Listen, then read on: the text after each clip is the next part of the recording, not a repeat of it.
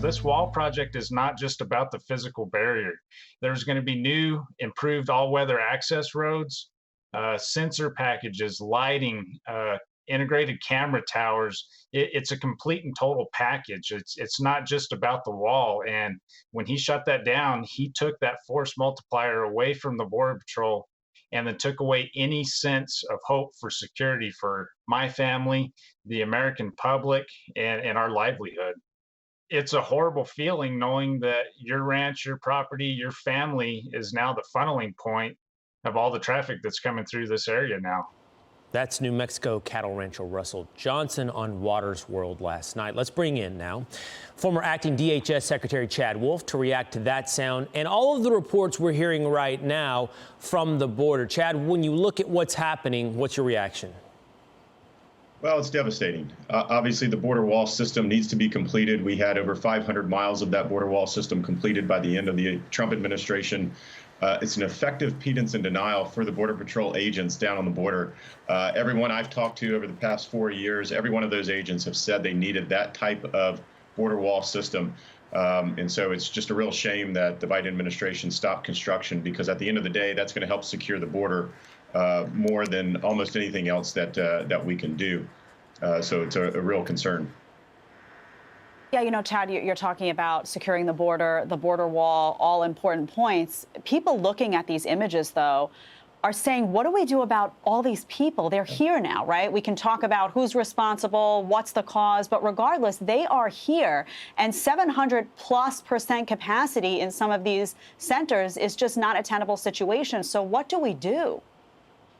Yeah, well, I think overnight we heard that DHS is now sending FEMA down to the border. So we send FEMA into areas which are disaster-stricken areas. So obviously this is a crisis. This continues to be a crisis, not only the number of children coming over, but also the number of family units coming over.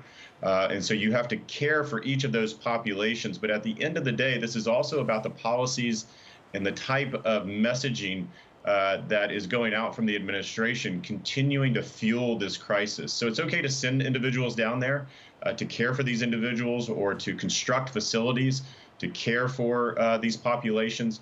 But you have to send the signal that this has to stop. And so that's what I'm most concerned about, is where does this go over the next several months? I see this getting worse and not better over the long term. Chad, you can play the what if it were Trump game a bit too often, but in this particular case, those images of that overpass, the temporary processing center of people penned in under an overpass outdoors, presumably no shower facility, all of those things. If this were the Trump administration, when you were the acting DHS secretary, you can imagine the reaction. What should the reaction be to this?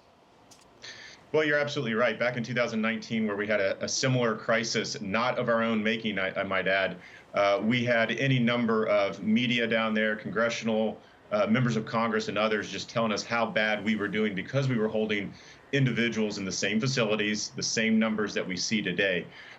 So that's disappointing. But two, there are tools tools that the current administration can use. Title 42.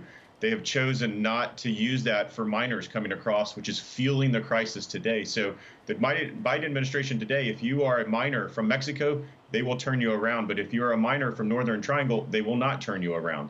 Well, that sends a signal to the smugglers and the traffickers and others to send children from the Northern Triangle up here. So there's a number of tools that they can use, anywhere from restarting MPP, Title 42, some of our agreements, our international agreements. There are things that they can do to stop this surge over the next several months.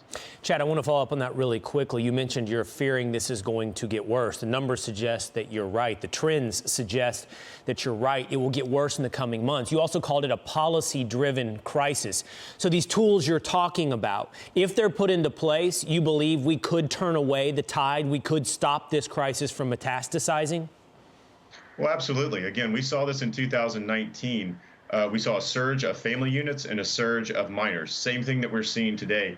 And we asked Congress for certain authorities that never materialized. So we had to put in policies and procedures that the administration, the executive branch can do.